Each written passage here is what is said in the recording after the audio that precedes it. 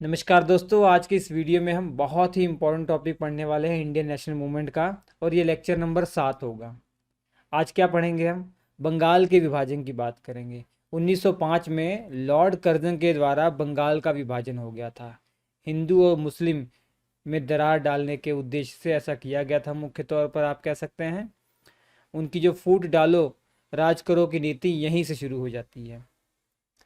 इसके अलावा जब बंगाल का विभाजन हो गया, हम भी चुप नहीं बैठे, हमने भी आंदोलन किए। इस आंदोलन को कहते हैं बंग भंग आंदोलन। बंग भंग का शाब्दिक मीनिंग होता है कि बंगाल का विभाजन। तो बंगाल के विभाजन के लिए जो हमने आंदोलन चलाया उसे क्या कहते हैं? बंग भंग आंदोलन। क्योंकि हमने ये जो आंदोलन चलाने का तरीका था, हमने क्या किया? विदेशी वस्तुओं का बहिष्कार किया। जो भी विदेशी से संबंधित वस्तुएं थी, हमने उसका बहिष्कार किया। इसलिए इस आंदोलन को बहिष्कार आंदोलन भी कह देते हैं। और जब विदेशी वस्तु का बहिष्कार किया तो हमें कौन सी चीज़ें अपनानी पड़ी? स्वदेशी चीज़ें अपनाई हमने। हमारे देश में बनी, हमारे इंडियन के द्वारा बनाई गई जो चीज़ें हैं वो हमने अपनाई। स्वदेशी चीज़ों को बढ़ावा दिया। तो इसलिए इस आंदोलन को स्वदेशी आंदोलन भी कह देते हैं। तो आपको क्लियर हो गया होगा कि इसे बंग भंग आंदोलन क्यों कहते हैं, स्वदेशी आंदोलन क्यों कहते हैं और बहिष्कार आंदोलन क्यों कहते हैं। ये पूरा अच्छे से क्लियर हो गया होगा, इसमें नहीं डाउट है। ठीक, तो अब पढ़ लेते हैं। आपने देखा कि उग्रवादी जो चरण है उसका उदय कैसे हुआ वो मैंने बता दिया। जितने भी उदय होने के कारण है, सबसे महत्वपूर्ण कारण तो भैया ये है कि 1905 में लॉर्ड कर्जन के द्वारा बंगाल का विभाजन कर दिया गया। ये मेन कारण था कि लोगों ने उग्रवादी जो सोच है वो अपना ली।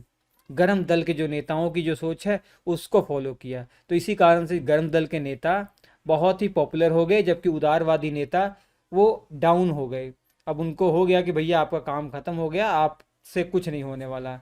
20 साल हमने आपको दे दिया 1885 से 1905 तक, उसके बदले हमें कुछ मिला नहीं अंग्रेजों ने। आपकी जो नीति रही, आपकी जो विचारधारा है, इसे कुछ हासिल नहीं हुआ। तो इसलिए अब गर्म दल का वर्चस्व होने वाला है 1905 से 1919 तक। तो वो सारी चीज़ें मैंने आपको बता दी हैं। तो अब हम वो पढ़ने का प्रयास कर रहे हैं कि उग्रवादी चरण में 1905 से 1919 तक जो भी महत्वपूर्ण घटनाएं हुई हैं वो हमें पढ़ना है। उग्रवादी चरण क्या था, उदय कैसे हुआ, काम करने का तरीका क्या था, वो पहले आप पढ़ चुके हैं। नेता कौन कौन से महत्वपूर्ण थे, लाल बाल पाल के बारे में पढ़ा, वो आप पढ़ लिए हैं आपने। अब 1905 से 1919 जब ये उग्रवादी चरण चला, मतलब गर्मवादी नेताओं का वर्चस्व जब तक रहा, तो इस दौरान महत्वपूर्ण घटनाएं क्या होती हैं। सबसे पहले आपको पढ़ना है बंगाल का विभाजन, ये डिटेल में। बंगाल का जब विभाजन हो गया, उसके तहत बहुत ही बुरा प्रभाव हमारे पे ये पड़ा कि जो एक वर्ग था, मुस्लिम वर्ग, वो हमसे दूर हो गया। उन्होंने अपने लिए एक मुस्लिम लीग की स्थापना कर ली। तो मुस्लिम लीग की स्थापना के बारे में एक बहुत डिटेल में आपको पढ़ना है। ठीक है, और आगे चलते रहेंगे तो मैं आपको बताता रहूँगा। तो सबसे पहले शुरुआत करते हैं बंगाल विभाजन। बंगाल विभाजन 1905 में किसके द्वारा हुआ? सबसे महत्वपूर्ण प्रश्न तो यही है बच्चों, लॉर्ड कर्जन के द्वारा हुआ। बंगाल का विभाजन लॉर्ड कर्जन के द्वारा हुआ। और लॉर्ड कर्जन भारत का वायसराय कब से कब तक रहा, ये भी एक प्रश्न है। 1899 से 1905 तक भारत का ये वायसराय रहा, ये भी नोट कर लीजिएगा। ठीक है, अब इसने बंगाल का विभाजन करने के लिए प्रस्ताव भेजा गया ब्रिटेन में। ब्रिटेन पार्लियामेंट में 1905 में ये प्रस्ताव, 1903 में ये प्रस्ताव रखा गया। कब रखा गया? 1903 में। ठीक है, दिसंबर महीने के 1903 में ये प्रस्ताव रखा गया। 3 दिसंबर 1903 में ये ब्रिटिश पार्लियामेंट में प्रस्ताव रखा गया और वहाँ से पास हो गया। बंगाल के विभाजन की उन्होंने परमिशन दे दी। तो अब जो सारा दारोमदार था वायसराय के ऊपर था, उनको ये घोषणा करनी थी। तो भारत में जो घोषणा हुई है बंगाल विभाजन की, 19 जुलाई 1905 को होती है। और 20 जुलाई 1905 को ये अखबारों में छाप दिया जाता है। 20 जुलाई 1905 को ये अखबारों में छाप दिया जाता है। और बंगाल का विभाजन ग्राउंड पे लागू कब होता है, ये भी एक प्रश्न है। तो 16 अक्टूबर 1905 को ये लागू हो जाता है विभाजन। तो सारी डेट याद है। 1903 में पार्लियामेंट में रखा गया। फिर यहाँ पर घोषणा कब की गई? 1905 में। 1905 के कौन से महीने में? जुलाई महीने में। 19 जुलाई 1905 में ये घोषणा की गई। अखबारों के माध्यम से कब घोषणा हुई? एक दिन बाद, 20 जुलाई 1905, कि बंगाल का विभाजन होगा भैया, ऐसा ऐसा होगा, सब रूपरेखा बता दी गई थी। अब लागू कब से होना था? लागू 16 अक्टूबर से होना था बंगाल का विभाजन। इतनी बातें आप याद रखिए। और लॉर्ड कर्जन से जब पूछा गया कि भैया बंगाल का विभाजन क्यों कर रहे हो आप, उसने कारण दिया कि प्रशासनिक कारणों के कारण हमें बंगाल का विभाजन करना पड़ रहा है, क्योंकि बंगाल बहुत बड़ा है। बंगाल बहुत बड़ा, आज का बंगाल नहीं, मैं मैप में आपको दिखाने का प्रयास करता हूँ।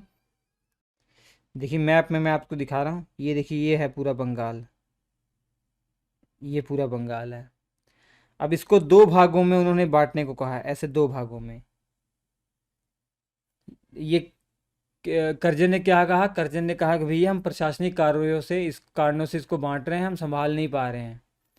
अगर अलग अलग रहेंगे, अलग अलग जो है वहाँ पे गवर्नर नियुक्त किए जाएंगे, लेफ्टिनेंट गवर्नर नियुक्त किए जाएंगे अलग अलग, तो वो अपना अच्छे अच्छे से काम करेंगे। ये पूरे साम्राज्य में, पूरे क्षेत्र में एक लेफ्टिनेंट गवर्नर है, वो अच्छे से काम नहीं कर पा रहा है। तो ये कारण दिया, लेकिन अंदर की जो वास्तविक कारण थे वो अलग थे, बताऊंगा मैं अभी। तो ये देखिए दो भागों में बांट दिया। ये नहीं दिखाई दे रहा तो ये मैप देखिए, ये डिटेल में। ये है आपका पश्चिमी बंगाल और ये है आपका पूर्वी बंगाल, जिसमें असम वाला इलाका भी मिक्स है। तो उस समय का बंगाल दिमाग में रखिएगा, मैप में भी आपको समझ में आ गया होगा। आज का जो बिहार है, झारखंड है, और वेस्ट बंगाल है, और बांग्लादेश है, उड़ीसा का जो क्षेत्र है, और असम का कुछ भाग है, ये सब मिला के था उस समय बंगाल। इतना बड़ा क्षेत्र था ये। ठीक है, बंगाल बंगाल मैं कह रहा हूँ तो आज का वेस्ट बंगाल मत समझ लीजिएगा। ठीक, चलिए। अब बांटा कैसे गया, इन्होंने पूरी रूपरेखा रखी कि जो पूर्वी बंगाल है और पश्चिमी बंगाल है किस प्रकार से बांटा गया।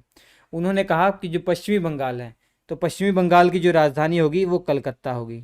पश्चिमी बंगाल की राजधानी क्या होगी? कलकत्ता होगी। ये कलर कौन सा आ गया? और पूर्वी बंगाल की जो राजधानी होगी ढाका होगी। पूर्वी बंगाल की राजधानी ढाका होगी। तो ये बता दिया। देखिए ये जो है आपका आपका पूर्वी बंगाल है, यहाँ पे राजधानी क्या होगी? ढाका होगी।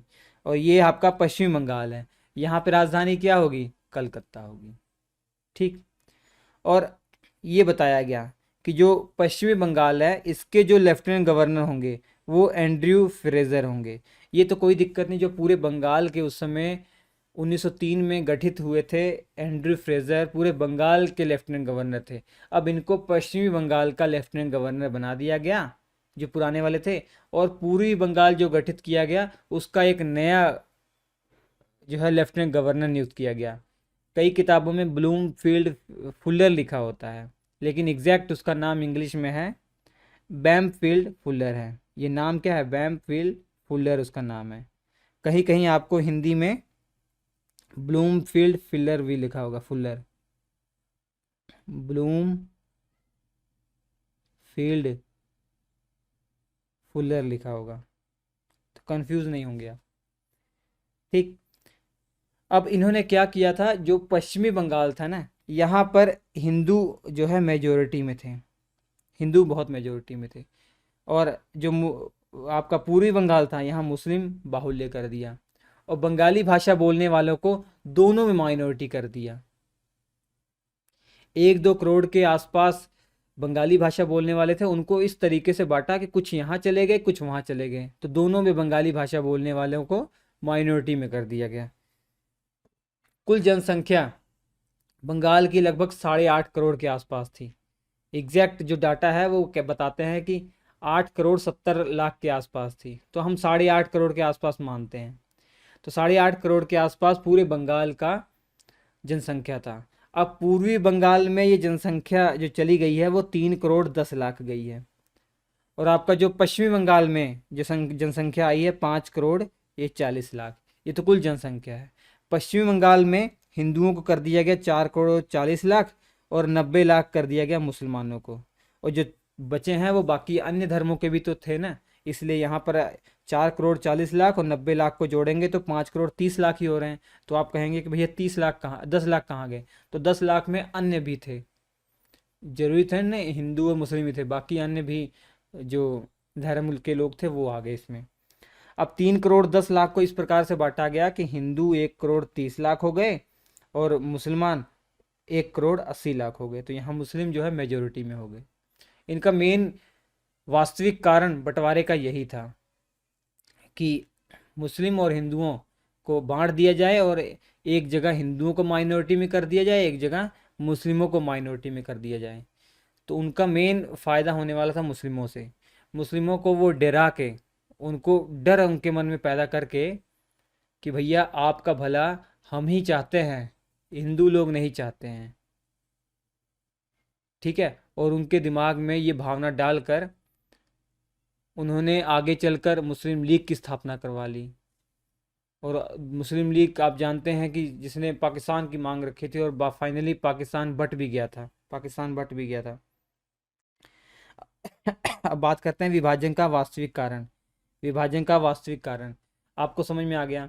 जो बंगाल वाला इलाका था ना, यहीं से सबसे पहले राष्ट्रवादी पैदा हो रहे थे। राष्ट्रवाद की भावना, देश प्रेम की भावना सबसे पहले यहीं उठ रही थी, ठीक है। और समाज में सुधार करने का, धर्म धर्म में सुधार करने की जो चीज़ें उठ रही थी वो सब यहीं से उठ रही थी। तो एक तरीके से हम कह सकते हैं कि जो आपका बंगाल वाला इलाका है, ये राष्ट्रवाद की चेतना का एक गढ़ बन गया था कि मतलब यहीं से राष्ट्रवादियों का उदय हो रहा है, राष्ट्रवादियों का जन्म यहीं से हो रहा है। पूरे भारत में जो राष्ट्रवाद, देश प्रेम फैल रहा है, यहीं से फैल रहा है। मेन केंद्र बिंदु यही था। तो इसी को वो कमज़ोर करना चाह रहे थे। तो राष्ट्रवाद का सबसे पहले जो बंगाल में बढ़ा वो यहीं से बढ़ा, बंगाल में ही। और राष्ट्रवाद का गढ़ था ये बंगाल, ठीक है। और राष्ट्रीयता की भावना, देश प्रेम की भावना को कम करना चाह रहे थे। क्या करना चाह रहे थे? कम करना चाह रहे थे। ये नोट्स मैं आपको प्रोवाइड कराऊंगा, टेंशन मत लीजिए। टेलीग्राम एप्लीकेशन वीडियो की डिस्क्रिप्शन में लिंक है। करंट अफेयर्स बाय रवि मेरा पर्सनल ग्रुप है, इसके मैं पीडीएफ आपको तुरंत दे दूंगा, ले लीजिएगा। अब बात होती है आंदोलन की शुरुआत कैसे होती है। थोड़ा डेट याद रखिए। 19 जुलाई को घोषणा हो जाती है कि बंगाल का विभाजन किया जाएगा। 20 जुलाई को अखबारों में घोषणा हो जाती है। अब सबको पता लग गया। अब जो राजनीतिक लोग थे, जो नेता लोग थे, वो अलर्ट हो गए। अब क्योंकि 16 अक्टूबर को बंगाल का विभाजन होना था, उससे पहले ही हम लोग सतर्क हो गए और हमने आंदोलन शुरू कर दिया। तो शुरुआत में आंदोलन हमने इसलिए शुरू किया था कि अंग्रेज़ों को डरा दिया जाए कि भैया हम बहुत बड़ा आंदोलन करेंगे, बहुत बहिष्कार करेंगे, आप देख लो, आप जो है अपना जो फैसला है वो रद्द कर दो। इस उद्देश्य से उन्होंने शुरुआत में ये जो है जल्दी आंदोलन करने का प्रयास किया, ताकि ये जो अपना निर्णय है ये लोग वापस ले लें, कभी लागू ना हो पाए। लेकिन इनकी ये कोशिश बेकार रही। तो आंदोलन की शुरुआत का डेट अगर पूछा जाएगा तो 7 अगस्त है, 7 अगस्त, ठीक है। 19 जुलाई 20 जुलाई को होता है घोषणा, उसके देख लीजिए 17 दिन बाद लगभग ये आंदोलन शुरुआत हो जाता है। शुरू कहाँ से होता है? कलकत्ता से शुरू होता है। 7 अगस्त 1905 से कलकत्ता से शुरू होता है। और शुरू करने का तरीका क्या था? कलकत्ता के अंदर एक टाउन हॉल है, उसी टाउन हॉल में एक कासिम बाजार, एक छोटा सा बाजार है कासिम बाजार। तो कासिम बाजार में वहाँ एक महाराजा थे, बहुत ही प्रसिद्ध महाराजा थे, बहुत ही इज्जतदार महाराजा थे, मणिंद्र चंद्र। इनकी बातों को कोई नहीं टालता था। तो इन्हीं की अध्यक्षता में एक मीटिंग बुलाई गई, एक सभा का आयोजन हुआ। कब? 7 अगस्त 1905 को। सबसे पहली बात ये, आंदोलन की शुरुआत 7 अगस्त 1905 को कासिम बाजार के जो महाराजा थे मनिंद्र चंद्र, इनकी अध्यक्षता में एक सभा का आयोजन हुआ, ठीक। इस सभा में सुरेंद्र नाथ बनर्जी ने एक प्रस्ताव रखा। ये सुरेंद्र नाथ बनर्जी वही हैं जो पहले आईसीएस अधिकारी रह चुके थे। इनको अंग्रेजों ने अधिकारी की पोस्ट से हटा दिया था। बांग्लादेश में एक जगह है सिलहट, वहाँ पे ये डिस्ट्रिक्ट मजिस्ट्रेट थे, इनको पद से हटा दिया गया था। 2 बार आईसीएस की परीक्षा इन्होंने दी थी, दोनों बार क्वालिफाई किया था। पहली बार तो डेट ऑफ बर्थ में कुछ गड़बड़ी होने के कारण इनको जॉब ही नहीं दी गई, और दूसरी बार इनको जॉब मिल गई थी 1971 में, लेकिन 2-3 साल जॉब करने के बाद इनको पद से हटा दिया गया, इनको गलत आरोप इनके ऊपर लगाकर।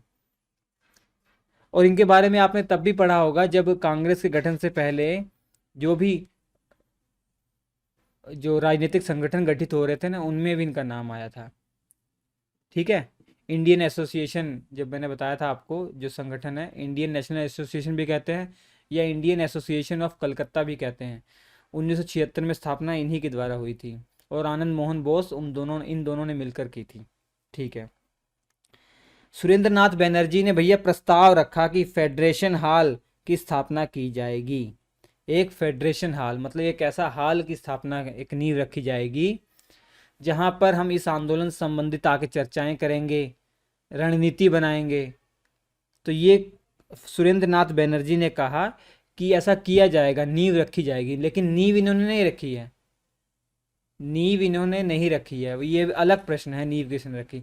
इन्होंने बस प्रस्ताव रखा 7 अगस्त को कि भैया हम फेडरेशन हॉल की नींव रखेंगे और अंग्रेजों के खिलाफ हम बहिष्कार करेंगे, स्वदेशी आंदोलन चलाएंगे, बहुत बड़े बड़े आंदोलन चलाएंगे। ठीक है। हालांकि बहिष्कार जो शब्द है उसको मोटिवेट करने वाला, उसको सुझाव देने वाले ये सुरेंद्र नाथ बनर्जी नहीं थे, ये सुझाव देने वाले थे कृष्ण कुमार मित्र। बहिष्कार करने का जो सुझाव दिया था ये कृष्ण कुमार मित्र ने दिया था। ठीक है। तो सुरेंद्र नाथ बनर्जी से आप ये बात याद रखिएगा कि इस आंदोलन की शुरुआती बागडोर जो संभाली है सुरेंद्र नाथ बनर्जी ने, ये महत्वपूर्ण प्रश्न बन जाता है। ठीक, चलिए। और 7 अगस्त को जो मीटिंग बुलाई थी, इसमें कहा गया था कि भैया हम स्वदेशी अपनाएंगे या स्वदेशी आंदोलन करेंगे और बहिष्कार आंदोलन करेंगे। पूरा समझा दिया। बहिष्कार करेंगे मतलब जो बहिष्कार करने मतलब जो भी उनकी वस्तुएं हैं, विदेशी वस्तुएं हैं, इनका बहिष्कार करेंगे। लेकिन ये बातें गरम दल के नेता भी सब सुन रहे थे, तो उनका ये मानना था कि भैया केवल विदेशी वस्तुओं का बहिष्कार नहीं करेंगे, हर एक चीज़ का बहिष्कार करेंगे जो अंग्रेजों से जुड़ी हुई है। उसमें विदेशी कपड़े, उनके द्वारा बनाए साबुन और सरफ, इसके अलावा उनके जो सरकारी नौकरियां हैं, उनके जो स्कूल हैं, विदेशी स्कूल हैं, वो सब हम बहिष्कार करेंगे। और इनको बैलेंस करने के लिए हम स्वदेशी अपनाएंगे। यही सब चीज़ें जो है हम स्वदेशी अपनाएंगे। तो स्वदेशी अपनाने में एक आंदोलन चल रहा है, तो स्वदेशी आंदोलन, बहिष्कार कर रहे हैं तो इसलिए बहिष्कार आंदोलन। इसी बात को लेकर गरम दल के नेता, नरम दल के नेता के बीच में 2-3 साल लड़ाई चली। इसी स्वदेशी और जो बहिष्कार आंदोलन को चलाने के तरीकों से को लेकर लड़ाई चली। बहिष्कार जो मतलब कर रहे थे, गरम दल वाले कह रहे थे कि बड़े लेवल पर बहिष्कार करना है, नरम दल वाले कह रहे नहीं, बड़े लेवल पर नहीं, केवल कुछ ही चीज़ें बहिष्कार करनी है। और गरम दल वाले कर रहे थे पूरे देश में हम ये आंदोलन चलाएंगे। नरम दल वाले कह रहे थे पूरे देश में नहीं चलाएंगे, हम केवल कलकत्ता, ये बंगाल वाले इलाके में चलाएंगे। तो इस बात को लेकर मतभेद दोनों में था और 2-3 साल मतभेद चला और फाइनली 1907 में दिसंबर वाले महीने में जब अधिवेशन हुआ, उसमें दोनों के बीच में दरार आ गई और गरम दल नरम दल अलग हो गए। और ये भी एक कारण बनता है कि ये आंदोलन फेल हो गया था। ठीक है, अभी आगे चलेंगे। फिलहाल आपको समझ में आ गया। टाउन हॉल में कासिम बाजार के महाराजा मनिंद्र चंद की अध्यक्षता में एक सभा का आयोजन हुआ। इस सभा को संबोधित करते हुए सुरेंद्र नाथ बनर्जी ने एक प्रस्ताव रखा कि भैया हम एक फेडरेशन हॉल की स्थापना रखेंगे, जहां पर हम इस आंदोलन से संबंधित रणनीति बनाएंगे और क्या काम आगे करने हैं वो सब यहाँ पर चर्चा की जाएगी। ठीक है, मीटिंग यहीं होगी। इसके अलावा ये फेडरेशन हॉल हमारे विरोध का प्रतीक भी होगा, कि मतलब हमारे आंदोलन का ये प्रतीक भी होगा, ये निशानी होगी। ठीक है। यहाँ पे ये भी कहा गया जब तक ये बंगाल का विभाजन या बंग भंग जो है वापस नहीं ले लेते हैं अंग्रेज, तब तक हम ये सब आंदोलन चलाने वाले हैं। ये एक मैसेज देने का प्रयास था अंग्रेजों को कि भैया आप सुधर जाओ, आप जो आंदोलन है वापस ले लो, आप जो बंगाल का विभाजन वापस ले लो, नहीं तो हम ये आंदोलन चलाने वाले हैं। मगर अंग्रेजों ने सुनने वाले तो है नहीं। अंग्रेजों ने कुछ ना सुना, ना आओ देखा ना ताओ। उन्होंने 16 अक्टूबर जो डेट फाइनल की थी, 16 अक्टूबर 1905 को बंगाल का विभाजन कर दिया। बंगाल का विभाजन कर दिया। उसके बाद तो हाहाकार मच गया भैया। ये नोट 2 हैं, हमने आपको पहले से बता दिए, इंपॉर्टेंट है। प्रारंभ में आंदोलन का नेतृत्व किसने किया, प्रश्न पूछा गया है परीक्षा में, सुरेंद्रनाथ बनर्जी ने किया।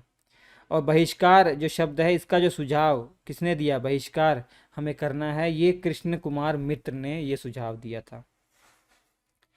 अब उसके बाद जब 16 अक्टूबर को फाइनली बंगाल का विभाजन लागू हो गया, तो उसके बाद जो वादा किया गया था कि एक फेडरेशन हॉल का नींव रखा जाएगा, वो फेडरेशन हॉल की नींव रख दी गई 16 अक्टूबर को। किसके द्वारा, आनंद मोहन बोस। आनंद मोहन बोस ये वही हैं जिन्होंने सुरेंद्रनाथ बनर्जी के साथ मिलकर इंडियन एसोसिएशन राजनीतिक संगठन की स्थापना की थी। और ये जो फेडरेशन हॉल है कलकत्ता में स्थापित किया गया। अभी भी ये हॉल जो है अवेलेबल है कलकत्ता के अंदर। ठीक, चलिए इसके बाद जब ये लागू हो गया, आपका बंगाल का विभाजन लागू हो गया, तो अलग अलग जो महान हस्तियां थी उन्होंने अलग अलग सुझाव दिए। जैसे रविंद्रनाथ टैगोर, इनको आप जानते हैं, जिन्होंने 2 देशों का राष्ट्रगान लिखा हुआ है, भारत और बांग्लादेश। इन्होंने कहा कि भैया इस दिन को हमको राखी दिवस मनाना चाहिए। पीले पीले रंग की हमको राखियां बांधनी चाहिए, हिंदू और मुस्लिम भाइयों को आपस में राखी बांधकर एक त्यौहार मनाना चाहिए। उस समय राखी थी नहीं, 16 अक्टूबर को राखी को त्यौहार होता नहीं है। ये इसलिए कहा गया ताकि जो अंग्रेज हमको बांटना चाह रहे हैं और उनके पास, अंग्रेजों के पास मैसेज जाए कि भैया आप जितना मर्जी कोशिश कर लो, हम बटेंगे नहीं। क्योंकि राखी जो है एक एकता का प्रतीक है, प्यार का प्रतीक है भाई बहन के बीच में। ठीक है, तो इसीलिए राखी बांधने का सुझाव रविंद्रनाथ टैगोर ने दिया ताकि मैसेज जाए कि हम बटने वाले नहीं हैं, जितनी मर्जी कोशिश कर लो। इसके अलावा रामेंद्र सुंदर त्रिवेदी जी ने, इन्होंने सुझाव दिया कि भैया हमको शौक दिवस मनाना चाहिए। इस दिवस को हमको शौक दिवस मनाना चाहिए, उपवास रखना चाहिए। ठीक है, उपवास रखना चाहिए, हमको शौक मनाना चाहिए, जैसे कुछ हमारे खो गया है, इस प्रकार का शौक मनाना चाहिए। तो कई लोगों ने उपवास रखे, ठीक है, और शौक मनाया। अलग अलग तरीक़ों से उन्होंने जैसा जिसको समझ में आ रहा था वैसा वो शौक मनाया उन्होंने। और वंदे मातरम, भैया हो भैया, ये बहुत ही ऐसा ये जो है गीत था जिसके चलने से, जिसके जब नारा लगता था अंग्रेजों के कान फट जाते थे। इतना इरिटेट इस वंदे मातरम से हो गए थे, क्योंकि पूरे आंदोलन के दौरान सबसे महत्वपूर्ण जो गीत ये चला, वंदे मातरम गीत चला, जिससे बहुत चिढ़ गए थे अंग्रेज। ये कह सकते हैं थीम सॉन्ग था, इस आंदोलन का थीम सॉन्ग था वंदे मातरम। बंकिम चंद्र चटर्जी या बंकिम चंद्र चट्टोपाध्याय के द्वारा ये गीत लिखा गया है। ये आंदोलन का थीम सॉन्ग था या शीर्षक गीत था। ये इतना फेमस हो गया था, बच्चे बच्चे की जबान पे ये था, इतना फेमस हो गया था, इतना इरिटेट अंग्रेज हो रहे थे कि उनको एक कानूनी बनाना पड़ा, एक ऑफिशियली नोटिफिकेशन जारी करना पड़ा कि जो भी वंदे मातरम का गीत गाएगा उसको सज़ा हो जाएगी, या जो स्टूडेंट इसको गाएंगे उनको सरकारी नौकरी नहीं मिलेगी। ऐसा उनको करना पड़ा, इसको प्रतिबंध करना पड़ा वंदे मातरम गीत को।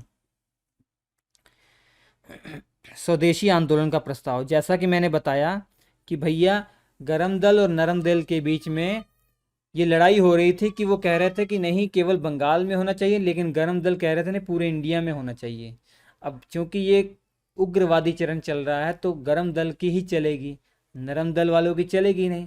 तो लगभग लगभग भारत के कोने कोने तक जो बड़े बड़े क्षेत्र थे वहाँ पर इसको प्रचारित किया गया, इसको प्रसारित किया गया। कुछ एग्जाम्पल बताता हूँ।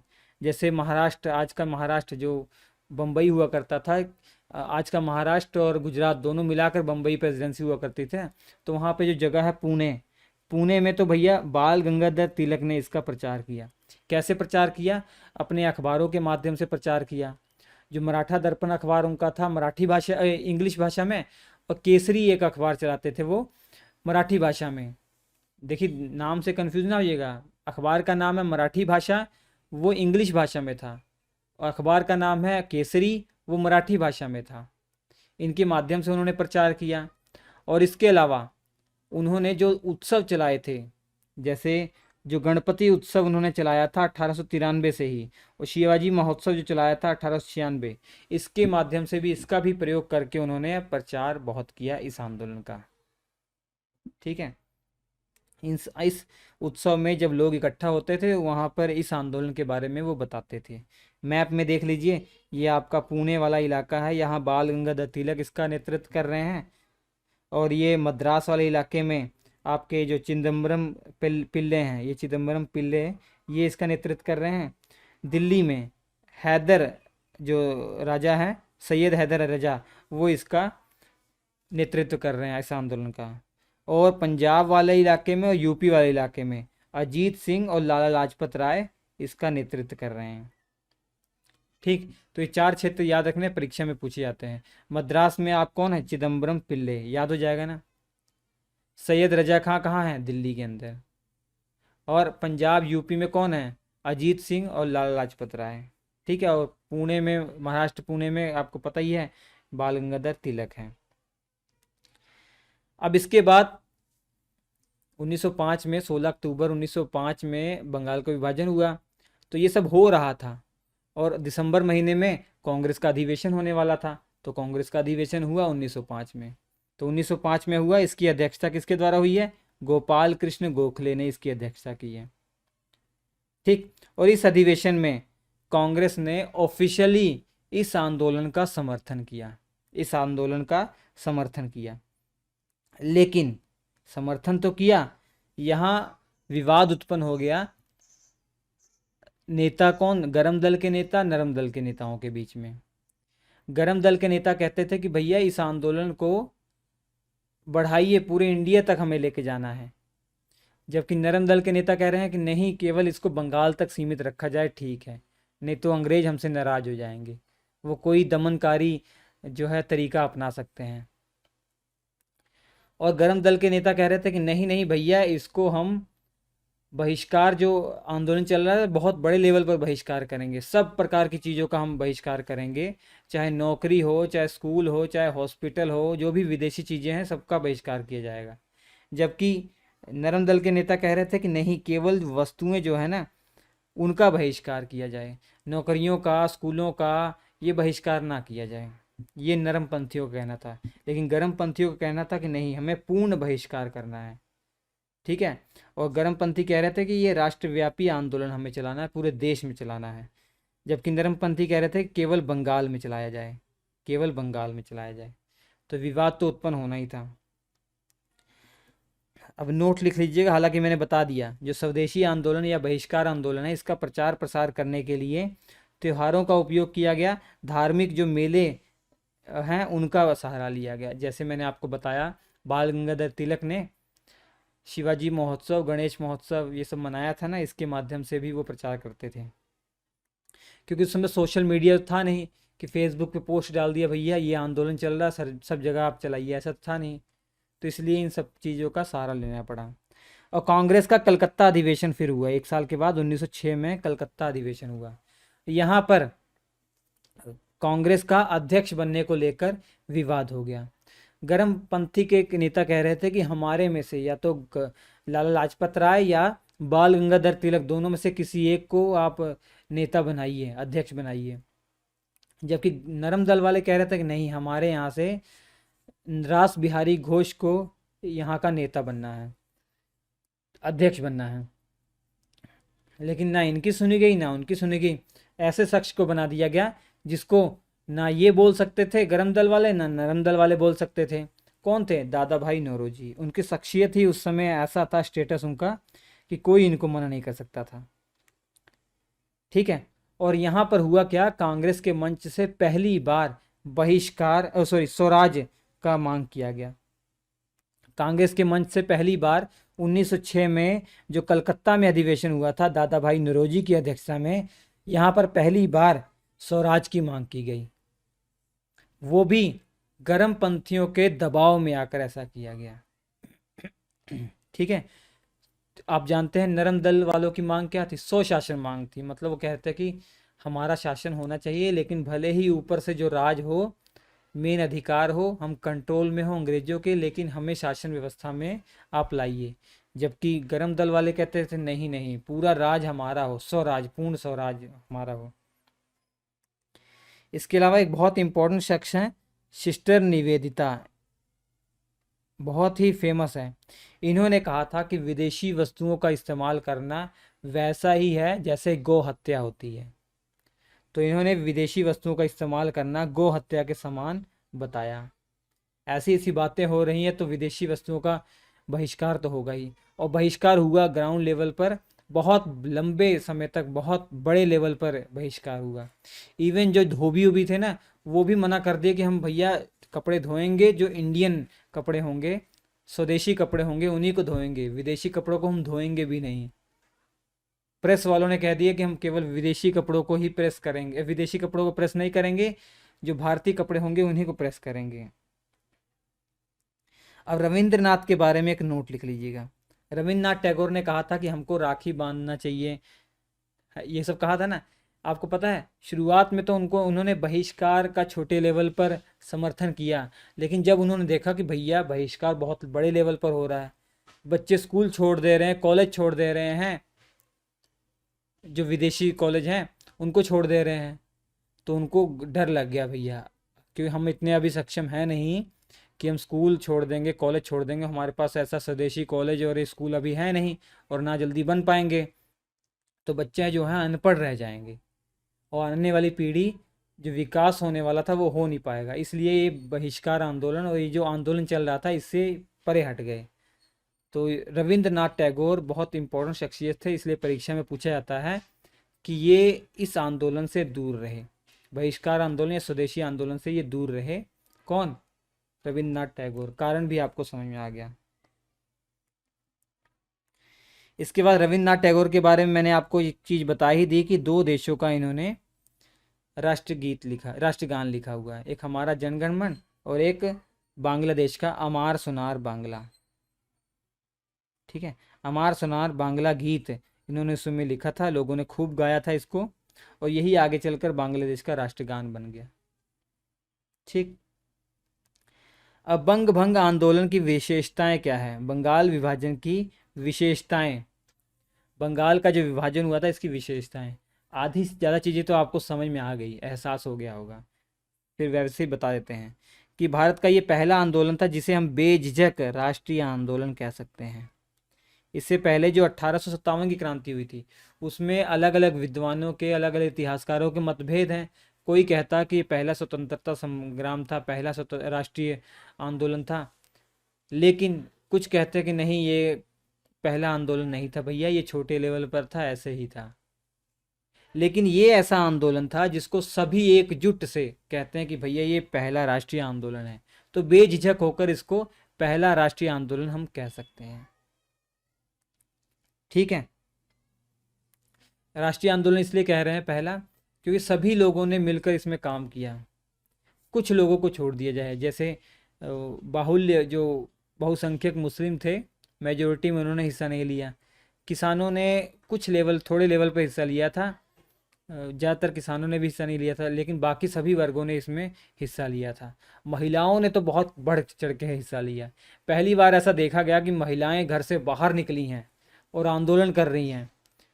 चूड़ियाँ उस समय, विदेशी चूड़ियाँ इतनी अच्छी अच्छी होती थी इंडियन चूड़ियों के मुकाबले, लेकिन फिर भी उन्होंने इसका बहिष्कार किया, चूड़ियाँ फोड़ी, अपने जो श्रृंगार करने वाली जो चीज़ें थी विदेशी उनको जलाया। बहुत बड़े लेवल पर औरतों ने भी हिस्सा लिया था। ठीक है, पहली बार महिलाओं ने घर से बाहर आकर आंदोलन में हिस्सा लिया।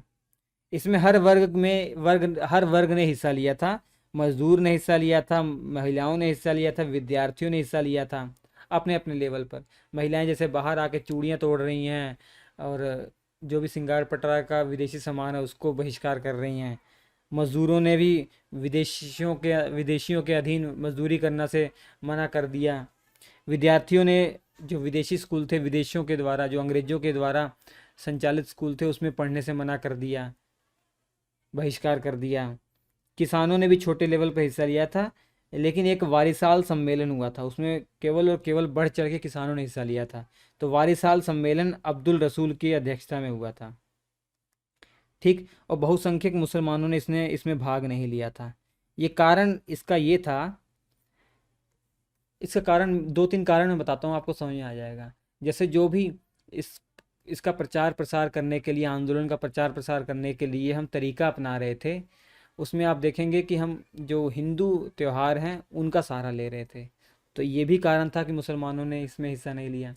और दूसरा कारण था कि अंग्रेज़ों ने इनको लालच दे रखा था। जैसे कर्जन ने कहा था, बंगाल का विभाजन होते समय कर्जन ने कहा था कि भैया जो हम पूर्वी बंगाल बांट रहे हैं, इसमें मेजोरिटी में जो मुसलमान हैं, इनको इतना ज़्यादा हम सुख देंगे, इतना ज़्यादा अच्छी व्यवस्था देंगे कि इनको मुगलों के काल में उतना अच्छा व्यवहार, इनके साथ व्यवहार नहीं हुआ होगा, या इनको उतनी सुख सुविधाएं नहीं मिली होंगी।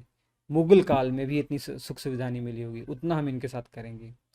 और पूरी बांग्लादेश जो था, जो जो पूरी बंगाल था, पूरी बंगाल में जो ब्लूमफील्ड फील्ड फुल्लर कह सकते हैं आप, जो लेफ्टिनेंट गवर्नर थे, उन्होंने कहा कि भैया देखिए, हिंदू और मुस्लिम ये दो पत्नियां हैं अंग्रेजों की, जिसमें सबसे फेवरेट पत्नी जो है वो मुस्लिम है, इसलिए इनका ज़्यादा साथ दिया जाएगा।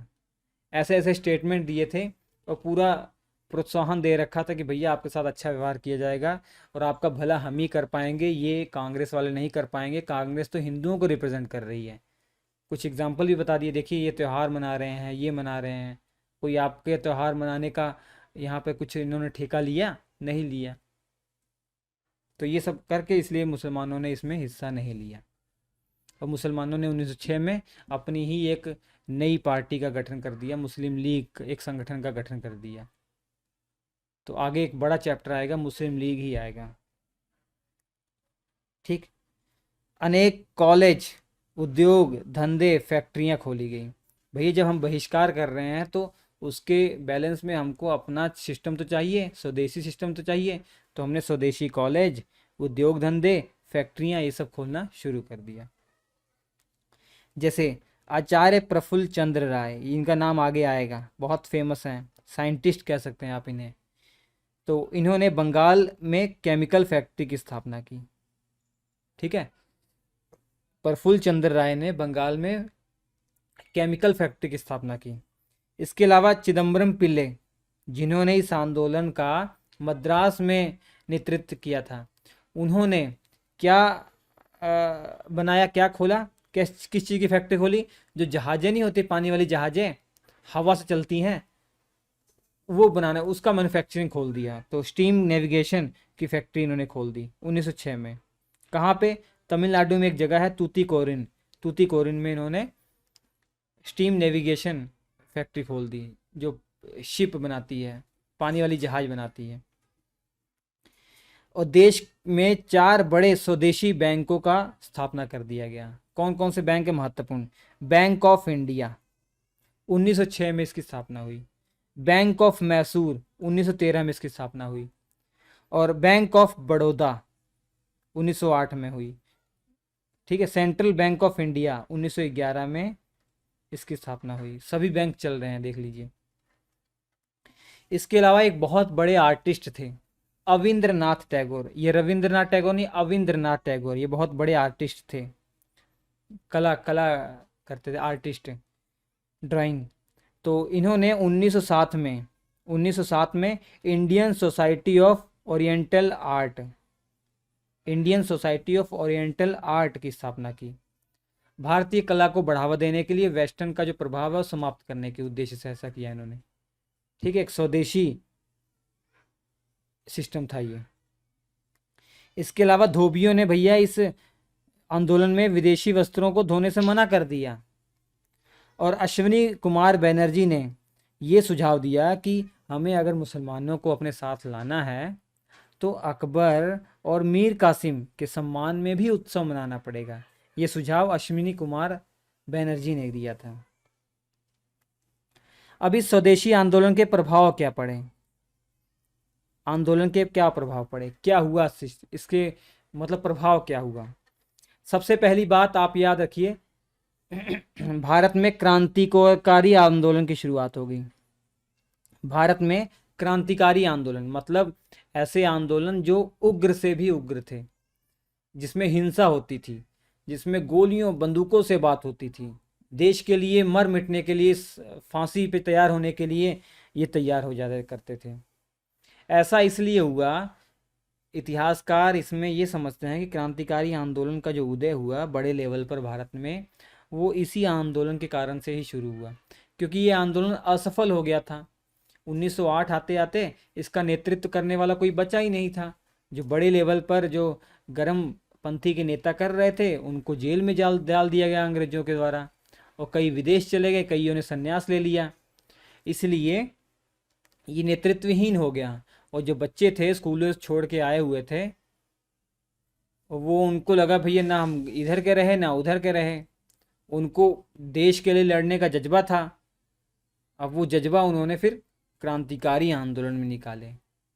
ठीक है, उनको कोई और रास्ता नहीं दिखा तो उन्होंने अब क्रांतिकारी तरीका अपना लिया, क्योंकि और गर्म खून था उनका, और नौजवान थे। तो इतना गुस्सा भर गया इस आंदोलन के कारण उनको कि उन्होंने मरने मारने वाला कदम उठाना शुरू कर दिया। और इस आंदोलन में मुस्लिम लीग की स्थापना हो गई, जो कि मुस्लिम लीग के लिए अलग देश बना दिया गया। मुसलमानों के लिए देखिए अलग ही एक तरीके का सिस्टम कर दिया गया। पूर्वी बंगाल में मुसलमानों को मेजोरिटी में कर दिया गया, और वहाँ पर अंग्रेज़ों ने उनको बहलाना फुसलाना कर दिया, उनके दिमाग में हमारे खिलाफ नफ़रत के बीज बोना शुरू कर दिए। तो इस कारण से उन्होंने अपना एक संगठन बना लिया, मुस्लिम लीग की स्थापना कर ली। आगे हम पढ़ेंगे मुस्लिम लीग के बारे में, एक ही चैप्टर में है उसका डिटेल में। इसके अलावा 1907 में कांग्रेस का विभाजन भी हो गया इस आंदोलन को चलते। आंदोलन वो भी चाहते थे, ये भी चाहते थे, ये दूसरे लेवल पर चाहते थे, वो बड़े लेवल पर चाहते थे। इस कारण से मतभेद होने के कारण 1907 में कांग्रेस का विभाजन हो गया। और ये कांग्रेस का विभाजन जो हुआ ना, ये आगे चलकर ये भी एक डिटेल पार्ट है। ठीक है, बताया था मैंने 1905 से 1919 में जो भी घटनाएं हुई हैं सब अलग अलग चैप्टर में बताऊंगा। फिलहाल 1906 में सबसे पहले मुस्लिम लीग की स्थापना हुई है ना, वो पढ़ेंगे। फिर 1907 में जो कांग्रेस का विभाजन होगा, नरम दल गरम दल का, तब हम पढ़ेंगे। अब शिक्षा के क्षेत्र में क्या प्रभाव पड़ा, देखिए। रास बिहारी घोष की अध्यक्षता में टाउन हॉल में आयोजित एक सभा के अंदर राष्ट्रीय शिक्षा परिषद की स्थापना की गई। और इस राष्ट्रीय परिषद शिक्षा के जो अध्यक्ष थे सतीश चंद्र मुखोपाध्याय थे। ये जो राष्ट्रीय शिक्षा परिषद है, इसका काम ये था कि राष्ट्रीय शिक्षा को, स्वदेशी जो शिक्षा है, इसको किस प्रकार से बढ़ाया जाए, इसके तरीके क्या होने चाहिए, वो स्ट्रेटजी यहाँ की जाएगी। ठीक है, एक ऐसा परिषद था जहाँ पर राष्ट्रीय शिक्षा को बढ़ावा देने के उद्देश्य से काम किए जाएंगे। तो ये सबसे पहले ये याद रखिए इस बात को कि रास बिहारी घोष की अध्यक्षता में एक मीटिंग बुलाई गई, वहाँ पर राष्ट्रीय शिक्षा परिषद की स्थापना की गई। अब इस राष्ट्रीय शिक्षा परिषद की अध्यक्षता किसके द्वारा की गई है, ये अलग चीज़ है। सतीश चंद्र मुखोपाध्याय इस राष्ट्रीय परिषद के अध्यक्ष थे। ठीक है, और रास बिहारी घोष की अध्यक्षता में तो एक मीटिंग ही बुलाई गई, और उस मीटिंग में क्या हुआ कि एक राष्ट्रीय शिक्षा परिषद का गठन हुआ। अब उस राष्ट्रीय शिक्षा परिषद जो है, इसका अध्यक्ष कौन बनेगा, तो सतीश चंद्र मुखोपाध्याय बनेंगे, याद हो गया होगा। इसके अलावा बंगाल में नेशनल कॉलेज की स्थापना की गई। बंगाल के अंदर नेशनल कॉलेज की स्थापना की गई। ये इसी प्रकार का कॉलेज होगा जो रविंद्रनाथ टैगोर के द्वारा, जो शांति निकेतन एक सोसाइटी है और वहाँ पे यूनिवर्सिटी भी है, वर्तमान में भी यूनिवर्सिटी है। तो ये जो कॉलेज था शांति निकेतन, इसी की तर्ज पर, इसी के जैसा बंगाल में एक नेशनल कॉलेज की स्थापना की गई। इसके जो प्रथम आचार्य थे अरविंद घोष थे। कौन थे, अरविंद घोष, याद रखिएंगे। एक नोट लिख लीजिएगा, बहुत महत्वपूर्ण नोट है बच्चों। सुबोध चंद्र मलिक इनका नाम है, सुबोध चंद्र मलिक। इन्होंने 1 लाख रुपए का चंदा दिया था शिक्षा के क्षेत्र में काम करने के उद्देश्य से। शिक्षा के क्षेत्र में काम किया जाए उसके लिए 1 लाख का इन्होंने धनराशि दान की थी। इसके अलावा जो एक कोष की स्थापना की गई, जहाँ पर पैसे इकट्ठे होते थे शिक्षा के लिए काम करने के लिए, शिक्षा कोष की स्थापना की गई, उसको भी ये संचालित करते थे। वहाँ भी कई लोगों ने दान दिए। ठीक है, क्योंकि कोई काम करना है, पैसों की जरूरत तो पड़ेगी ही। 25 जुलाई 1906 को बंगाल के अंदर टेक्निकल इंस्टीट्यूट की स्थापना हुई है। बंगाल में टेक्निकल इंस्टीट्यूट की स्थापना 25 जुलाई 1906 को हुई है। इसके अलावा रंगपुर में, बंगाल के रंगपुर में नेशनल स्कूल की स्थापना हुई है, 8 नवंबर 1905 को ही हो गई थी। ठीक, अब देखिए, अब ये सब हम लोग कर रहे हैं, स्वदेशी चीज़ें, स्वदेशी स्कूल ये सब अपना रहे हैं, आंदोलन को बड़े लेवल पर कर रहे हैं। और विदेशी विदेशी जो स्कूल थे, कह सकते हैं कि विदेशी स्कूल नहीं कह सकते हैं आप, जो अंग्रेज़ों के द्वारा संचालित स्कूल थे, वहाँ लोगों ने बहिष्कार करना शुरू कर दिया, आंदोलन कर रहे हैं, वंदे मातरम गा रहे हैं। तो इस सब को कंट्रोल करने के उद्देश्य से अंग्रेज़ों ने 2 सर्कुलर पास किए थे, 2 नोटिफिकेशन आप कह सकते हैं पास किए थे, जिनको सर्कुलर कहा गया है। पहला था कार्लाइल सर्कुलर और दूसरा था लोयन सर्कुलर। कार्लाइल सर्कुलर 10 अक्टूबर 1905 को पास किया गया। इसको कार्लाइल सर्कुलर इसलिए कहा गया क्योंकि उस समय बंगाल के मुख्य सचिव R.W. कार्लाइल के द्वारा इस नियम को पास किया गया। तो इसमें यह कहा गया, ये सर्कुलर किसके लिए था? ये सर्कुलर जिला मजिस्ट्रेट और कलेक्टरों को दिया गया था। ये नियम बताए गए थे कि भैया आप अपने एरिया में, जो भी आपके एरिया में सरकारी स्कूल या सरकारी कॉलेज हैं, उनको आप बता दो कि अगर वो अपने विद्यार्थियों को आंदोलन में पार्टिसिपेट होने से नहीं रोक पाते हैं तो उन स्कूलों पर कार्यवाही की जाएगी और उन स्कूलों को जो सरकारी फंड मिल रहा है वो रोक दिया जाएगा। ठीक है, समझ में आ गया? कार्लाइल सर्कुलर में क्या हुआ कि जो कलेक्टर हैं, मजिस्ट्रेट हैं, इनको ये कहा गया कि आपके एरिया में जितने स्कूल कॉलेज हैं उनको आप बता दो कि जो भी उनके स्टूडेंट हैं जो भाग पार्टिसिपेट कर रहे हैं आंदोलन में, उनको रोके, किसी भी तरीके से रोकें। अगर नहीं रोक पाते हैं तो उन स्कूलों पर कार्यवाही की जाएगी, उनके सरकारी फंड जो पैसे जाता है वो रोक दिया जाएगा और उन पर कार्यवाही की जाएगी। ठीक है, मान्यता उनकी छीन ली जाएगी। तो इसके बाद 2 बड़े बड़े कॉलेजों पर ऐसा गाज गिराद भी दिया गया, 2 बड़े बड़े कॉलेजों की मान्यता रद्द भी कर दी गई कलकत्ता के अंदर। ठीक, उसके बाद एक है लॉयन सर्कुलर। ये मुख्य तौर पर पूर्वी बंगाल में लागू हुआ था।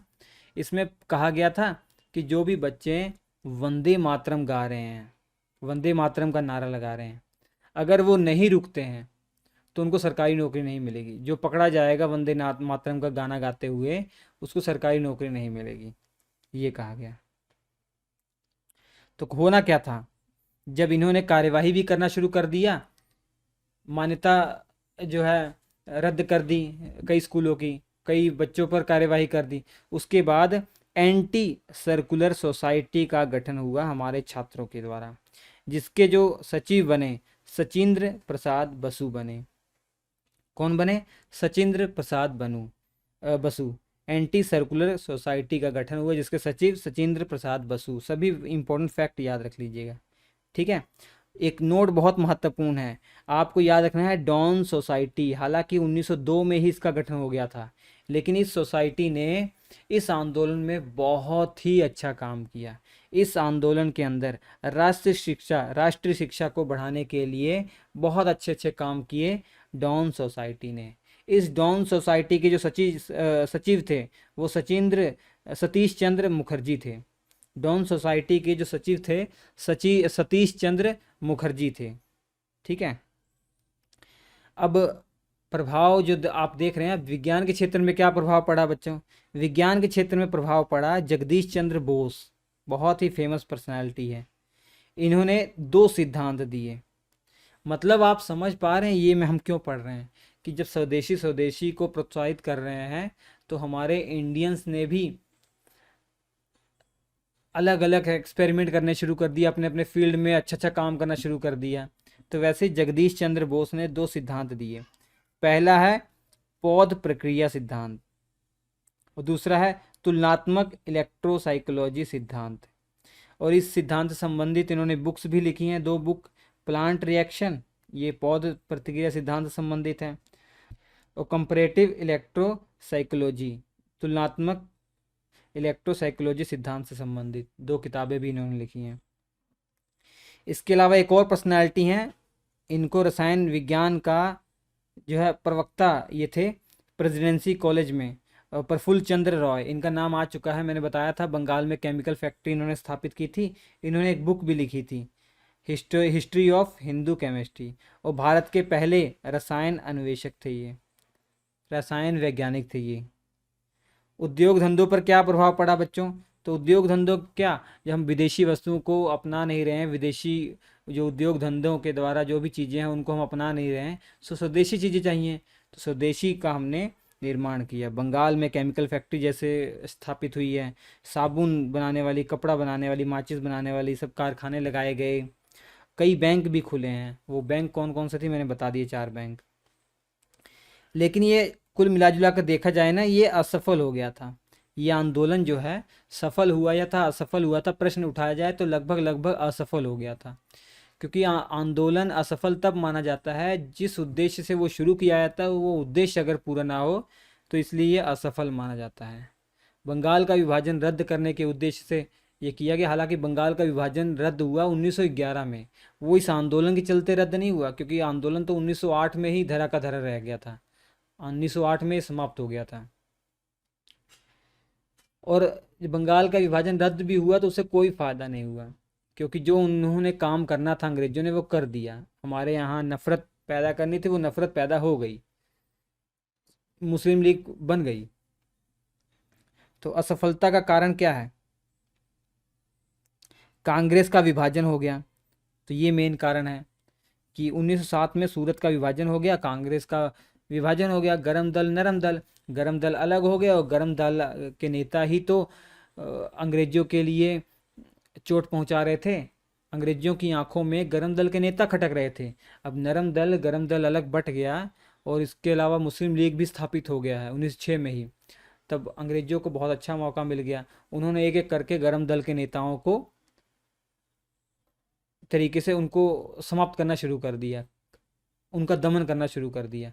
कईयों को जेल में डाल दिया, कईयों को इतना प्रताड़ित किया कि उन्होंने संन्यास ही ले लिया। और मुस्लिम लीग की स्थापना हो गई 1906 में। ये भी एक कारण है कि ये आंदोलन फेल हो गया, मुस्लिम लोगों ने भाग ही नहीं लिया इसमें। आंदोलन का नेतृत्वहीन हो गया, आंदोलन जो है नेतृत्वहीन हो गया 1908 में। 1908 में नेतृत्वहीन हो गया, क्यों हो गया? क्योंकि जो बड़े बड़े नेता इसको संचालित कर रहे थे, बाल गंगाधर तिलक जैसे हैं, इनको गिरफ्तार कर लिया गया 1908 में, 6 साल की सज़ा हो गई। बर्मा में एक जेल है मांडले, वहाँ पे इनको जेल में डाल दिया गया। कारण ये था, खुदीराम बोस और प्रफुल्ल चाकी 2 क्रांतिकारी लोग थे, इन्होंने बम फेंक दिया था किंग्सफोर्ड को मारने के लिए। जज था बहुत बड़ा, हालांकि वो किंग्सफोर्ड मरा नहीं, 2 अंग्रेज औरतें मर गई। तो इन्होंने अपने केसरी अखबार में उन क्रांतिकारियों के बारे में अच्छा लिख दिया, बड़ाई कर दी कि भैया बहुत अच्छा काम किया। इस कारण से बाल गंगाधर तिलक के ऊपर राजद्रोह का मुकदमा लगाकर इनको 6 साल की सजा हो गई। जब जेल में गए तो गीता रहस्य नामक पुस्तक लिखी थी इन्होंने, पहले पहले बताया हुआ, याद रखिएगा। और अरविंद घोष की बात करें, इनको गिरफ्तार कर लिया 1908 में। अलीपुर जो बम कांड था, जिसे मानिक टोला बम कांड भी कहते हैं, इस षड्यंत्र के तहत इनको गिरफ्तार कर लिया। हालांकि बाद में चित्तरंजन दास की दलीलों पर इनको रिहा कर तो दिया, लेकिन जब रिहा होकर आए तो ये डायरेक्ट इन्होंने संन्यास ले लिया, पांडिचेरी चले गए, वहाँ पर एक आश्रम बनाया, ओरोविलो आश्रम बनाया। हालांकि इनका नाम अरविंद घोष नहीं है, ओरोविंदो घोष है, प्रोनाउंसिएशन ओरोविंदो घोष है। तो ओरोविंदो, तो ओरो से ओरोविले आश्रम की स्थापना इन्होंने की, पांडिचेरी में वहीं रहने लग गए, तो इन्होंने संन्यास ले लिया। इसके अलावा विपिन चंद्र पाल को भी इतना प्रताड़ित किया गया कि इन्होंने भी इस बाद में संन्यास ले लिया। ये सब गरम दल के नेता हैं। लाला लाजपत राय तो यहाँ से चले गए अमेरिका, तो इस कारण से ये जो नेतृत्व कर रहे थे ये लोग, ये नेतृत्व नहीं हो पाया, और ये नेतृत्व विहीन होने के कारण ये आंदोलन समाप्त हो गया 1908 में। हालांकि 1911 में लॉर्ड हार्डिंग सेकंड ने जब दिल्ली दरबार बुलाया था ब्रिटेन के सम्राट का स्वागत करने के उद्देश्य से, उसी में बंगाल का विभाजन रद्द कर दिया गया। लेकिन इस समय बंगाल का विभाजन रद्द करने का कोई फ़ायदा नहीं हुआ। ठीक है, क्योंकि हमारे यहाँ और उनके यहाँ दरार पड़ चुकी थी। इसके अलावा इस आंदोलन से संबंधित अरुणडेल समिति के बारे में भी आपको याद करना चाहिए 1906 में। हालांकि इतना इम्पोर्टेंट नहीं है। ये अरुणडेल समिति अंग्रेजों के द्वारा ही गठित की गई थी। उनको ये काम किया दिया गया था, इस अरुणडेल समिति को, कि राजनीतिक सुधारों की जांच करनी है। तो इसने जांच करके बताया कि भैया जो ये इस समिति ने जांच करके बताया जो बंगाल का विभाजन है ना, ये बिल्कुल गलत है। बंगाल का विभाजन नहीं होना चाहिए। ये इन्होंने 1906 में ही इस अरुणडेल समिति का गठन किया था और इसने ये जांच करके बताया था कि बंगाल का विभाजन करना सही नहीं है। ठीक है, और ये किसके द्वारा गठित हुई थी? लॉर्ड मिंटो सेकंड के द्वारा, लॉर्ड कर्जन के द्वारा, जो बंगाल का भारत का वायसराय बनकर आया था, लॉर्ड मिंटो सेकंड, उसके द्वारा।